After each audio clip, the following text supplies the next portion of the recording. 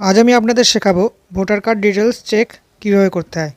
এর জন্য আপনাদের সর্বপ্রথম আপনার গুগল ক্রোম ব্রাউজার ওপেন করতে হবে।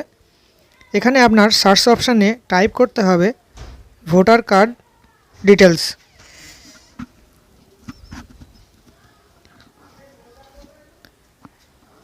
এটিকে সার্চ করার পরে আপনার সেকেন্ড যে অপশান ভোটার সার্ভিস পোর্টাল, এই অপশানটিকে আপনার ওকে করতে হবে।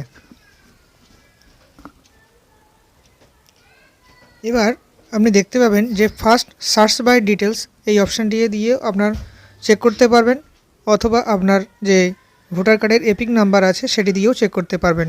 আমি এখানে এপিক নাম্বারটি সিলেক্ট করে নিলাম। এবার আপনার এখানে ল্যাঙ্গুয়েজ সিলেক্ট করতে হবে।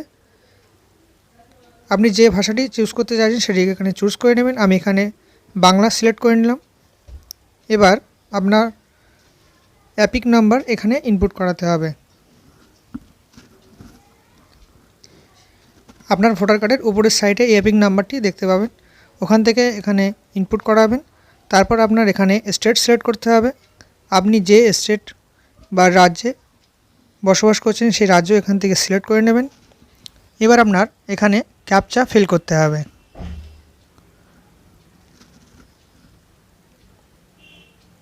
ক্যাপচা ফিল করার পরে আপনার সার্চ অপশানটি ওকে করতে হবে। এখানে আপনার ভোটার ডিটেলস সম্পূর্ণ এখানে দেখা যাবে।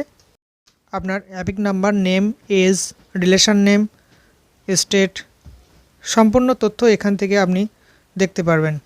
এবার আপনার ডান সাইডে যে ভিউ ডিটেলস যে অপশানটি দেখতে পাচ্ছেন, এটিকে আপনার ওকে করলেই আপনার যেই তথ্যটি ডাউনলোড করতে পারবেন এবং ডাউনলোড করে নিজের কাছেও এটি রেখে দিতে পারবেন।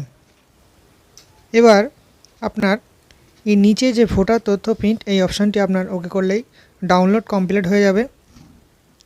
এভাবেই আপনি ভোটার কার্ড ডিটেলস চেক করতে পারবেন।